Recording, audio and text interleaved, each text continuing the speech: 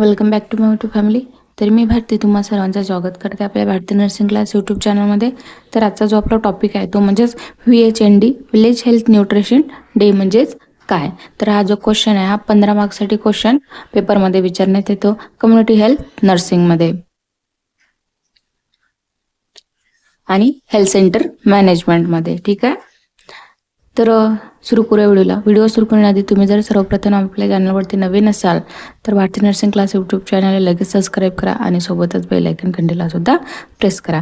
तर याच्यामध्ये आपण काय काय पाहणार आहे. तर VHND म्हणजेच काय आणि VHND मध्ये सदस्य म्हणजे कोणकोणती टीम काम करते, नंतर त्याचे सदस्य या टीमची कार्य काय आहेत म्हणजे कामे कोणते कोणते आहेत, नंतर VHNDचे प्रमुख कार्य आणि त्याची मीटिंग कुठं होतील आणि त्याच्यामध्ये मेंबर किती आहेत हे सर्व आपण आज या व्हिडिओमध्ये पाहणार आहे. ठीक आहे. तर सुरू करूया व्हिडिओला. VHND village health nutrition day म्हणजेच ग्राम आरोग्य पोषण आणि शिक्षण दिन ग्रामीण भागात आरोग्य आणि पोषणाची सेवा तळागाळातील लोकांपर्यंत पोहोचण्यासाठी राबला जाणारा हा एक अत्यंत उपक्रम आहे. तर हा काय तर एक ग्राम आरोग्य पोषण आणि शिक्षण दिन ग्रामीण भागात आरोग्य आणि पोषणाची सेवा तळागाळातील लोकांपर्यंत पोहोचण्यासाठी राबला जाणारा हा एक अत्यंत महत्त्वाचा उपक्रम जो आहे. त्याच्यानंतर VHND म्हणजेच काय तर हा आरोग्य विभागामार्फत राबला जाणारा एक विशेष दिवस आहे. तर हा कोणामार्फत राबला जाणार आहे तर आरोग्य विभागामार्फत राबला जाणारा एक विशेष दिवस आहे जो साधारणपणे महिन्यातील एका निश्चित दिवशी बऱ्याचदा बुधवारी अंगणवाडी केंद्रात साजरा केला जातो. याचा उद्देश माता आणि बालमृत्यू दर कमी करणे आणि कुपोषण रोखणे हा आहे. तर हा आरोग्य विभागामार्फत राबला जाणारा एक विशेष दिवस आहे.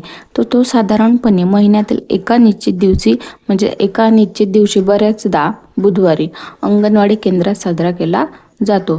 तर याचा मुख्य उद्देश म्हणजेच माता बालमृत्यू दर कमी करणे हा याचा कुपोषण रोखणे हा याचा मुख्य उद्देश आहे. त्याच्यानंतर याच्यामध्ये कोणकोणती टीम काम करते म्हणजे त्याचे सदस्य कोण आहेत. तर या उपक्रमात प्रामुख्याने 3 महत्त्वाचे घटक आहे एकत्र काम करतात की ज्यांना आपण AA असे म्हणतो. आता AA म्हणजेच काय. ए म्हणजेच ANM परिचारिका आरोग्य विभागाचे प्रतिनिधित्व करतात. आता ANM परिचारिका काय करते तर आरोग्य विभागाचे प्रतिनिधित्व करतात. दुसरं म्हणजेच अंगणवाडी वर्कर्स अंगणवाडी सेविका महिला व बाल विकासाचे विभाजन प्रतिनिधित्व करतात. तिसरा आहे आशा वर्कर स्वयंसेविका हे समुदाय आणि आरोग्य विभाग यांच्यामधील दुवा म्हणून काम करतात. तर हे AA याच्यामध्ये हे 3 सदस्य यांचा मुख्य घटक आहे. त्याच्यानंतर या सदस्याची प्रमुख कामे काय तर ANMचे परिचारिका गरोदर स्त्रियांची तपासणी. ANMची कामे काय तर परिचारिका असून ते गरोदर स्त्रियांची तपासणी करणे, बालकांना लसीकरण करणे, आरोग्याची नोंदी ठेवणे, आणीबाणीचे वाटप करणे. आणीबाणीचे म्हणजेच आपत्कालीन स्थितीचे. त्याच्यानंतर आहे अंगणवाडी सेविका.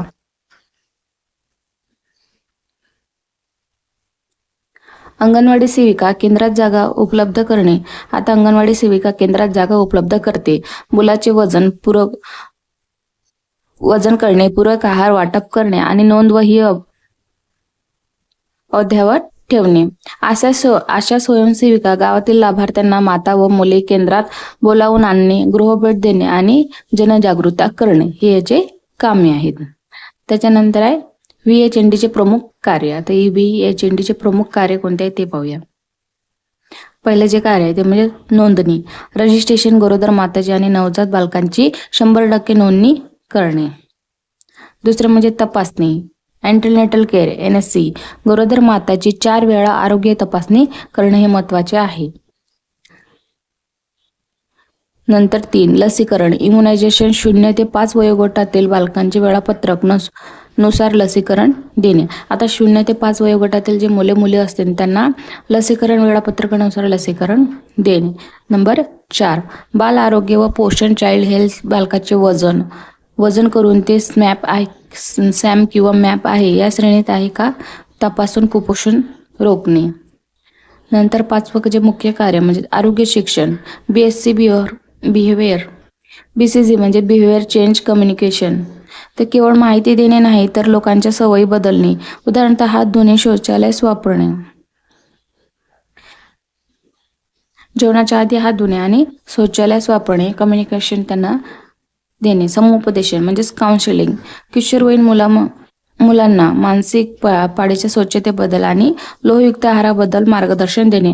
आता किशोरवयीन जे मुली असतील त्यांना मानसिक पाळीच्या किंवा स्वच्छतेबद्दल त्यांना त्याच्यामध्ये काय स्वच्छता राखावी याची माहिती देणे व लोहयुक्त आहाराबद्दल मार्गदर्शन देणे हे याचे प्रमुख कार्य आहेत VHNDचे. त्याच्यानंतर VHNDची बैठक कुठे घेतली जाते म्हणजेच मीटिंग. अंगणवाडी केंद्रात, अंगणवाडी सेंटर. बहुतेक गावामध्ये VHNDची बैठक ही अंगणवाडी केंद्रात घेतली जाते. कारण काय तर तिथे लहान मुलाचे वजन करण्याचे काटे, उंची मोजण्याचे साधन, ग्रोथ चार्ट आणि पूरक पोषण आहाराचा साठा उपलब्ध असतो. आता याचे कारण काय तर VHNDची बैठक ही एक बैठक अंगणवाडी सेंटरमध्ये घेतली जाते. कारण बहुतेक गावामध्ये VHNDची बैठक ही अंगणवाडी केंद्रातच घेतली जाते. तर कारण तिथे लहान मुलाचे वजन काटा असतो किंवा ग्रोथ चार्ट आहे आणि जो वाटप करणारा जो साठा आहे तो तिथं आहाराचा साठा तिथं उपलब्ध असतो. आणि बऱ्याचशा वेळा जर जागा कमी पडत असेल तर आपल्या गावातले जे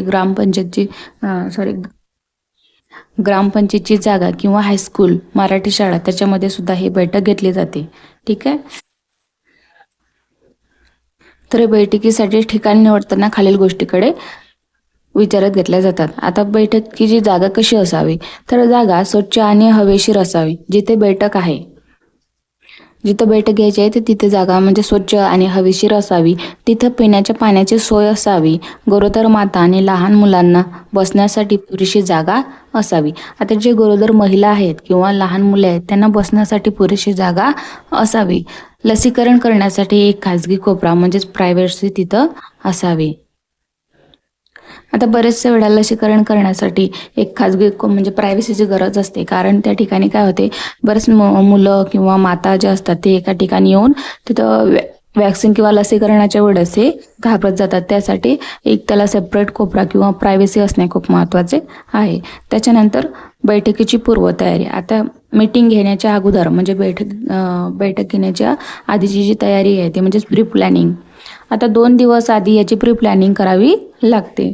लाभार्थ्याची यादी, आशा स्वयंसेविका त्यांच्या डायरीतूनच या महिन्यात कोणाला लस द्यायची आहे